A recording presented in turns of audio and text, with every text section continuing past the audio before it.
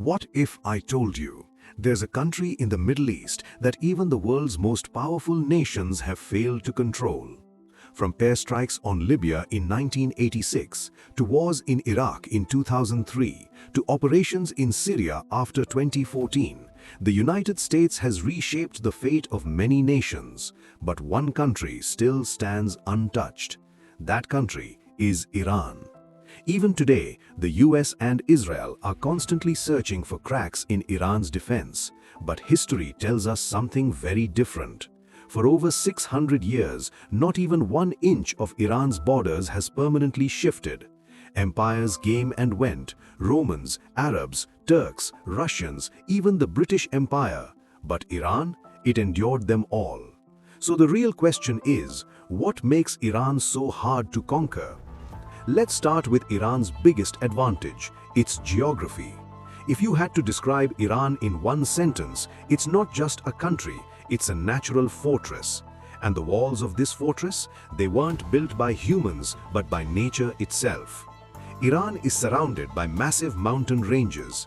In the south, the Zagros Mountains act like a giant defensive wall, blocking any invasion from that direction. Toward the northwest, these mountains become even more brutal, forming nearly impossible terrain along the Turkish border. And where mountains don't exist, there are marshlands. Near the meeting point of the Tigris and Euphrates rivers, vast swamps create a natural barrier like a moat around a castle. Move north and you'll find the Alborz Mountains, protecting Iran along the Caspian Sea. To the east, smaller mountain ranges wrap around Iran like a ribbon, forming borders with Afghanistan and Pakistan. And to the south, the Persian Gulf acts as the final defensive wall. Even if an enemy tries to invade from the sea, they're immediately met with mountains rising up to 1.5 kilometers high. This is why invading Iran has always been a nightmare. But there's more.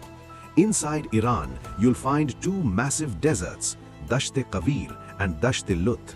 These regions are so harsh and barren that most of Iran's 90 million people live in the mountains instead, which means any invading army doesn't just fight the military, they fight the terrain itself. Narrow paths, extreme weather, long supply lines, every step forward becomes harder than the last. Now here's where things get even more interesting. These same mountains that protect Iran also limit its expansion. That's why Iran rarely fights direct wars to expand influence. Instead, it builds networks. Groups like Hezbollah in Lebanon, Houthis in Yemen, and others across Iraq and Palestine allow Iran to project power without crossing those natural barriers. But perhaps Iran's most powerful strategic weapon lies in one narrow passage, the Strait of Hormuz. This tiny waterway controls nearly 20% of the world's oil supply. If Iran decides to block it, the global economy feels the shock instantly. Trillions of dollars could vanish from the world economy overnight. And Iran has made it clear, if threatened, closing this strait is always an option. Then comes another layer of defense, its coastline. Iran has over 2,800 kilometers of coastline, but this isn't your typical beach. Instead of flat sand, you get mountains, hidden bases, and missile positions. From the sea, everything looks calm, but in reality, it's full of blind spots and hidden threats. And finally, the people. Iran is not a single ethnic group. It's a mix of Persians, Azeris, Kurds, Arabs, Baloch, and more. Yes, there are internal tensions. Yes, protests happen. But history shows something powerful.